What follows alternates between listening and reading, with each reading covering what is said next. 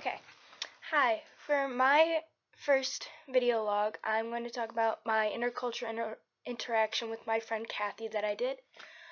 For this interaction, what I did is I took my friend Kathy to what I consider to be a very stereotypical American restaurant. We went to Five Guys Burger and Fries, and in my opinion, you can't get more stereotypical than American than that. So, right off the bat, I noticed when I got there, I felt at home, I was comfortable, I liked the atmosphere of the place, but when my friend Kathy walked in, like right away from her face, you could tell she was uncomfortable. This wasn't the kind of place she would normally go to if she was given the option. So I thought that was interesting, and she made a remark to me right off the bat. She's like, "It's so loud in here," which to me I didn't notice, which I thought was an interesting thing.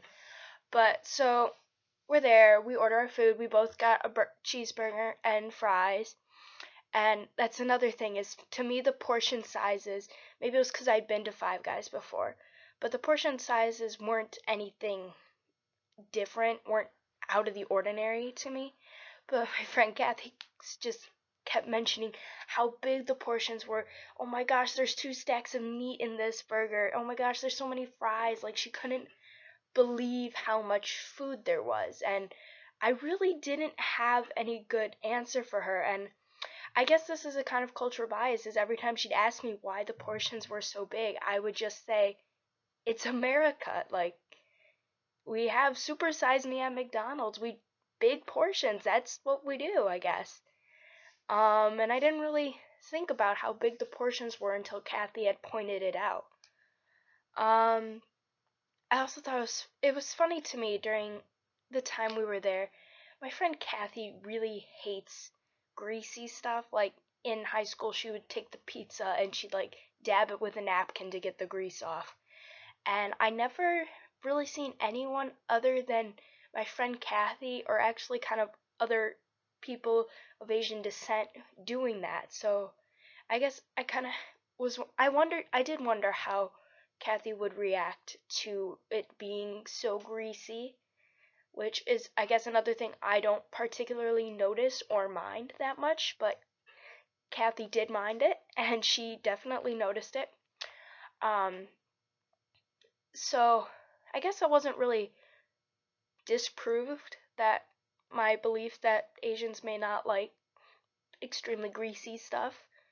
But funny story about that, my friend Kathy would actually take each individual fry and roll it up in a napkin and press down on it for a couple of seconds to get the grease off. And she did something similar with the burger, where she just kind of smushed it together for a couple minutes, just to kind of like get as much grease out as she could, which I thought was really funny. And like, then there's me, and I'm just going right at it, just eating it all up, not caring about the grease.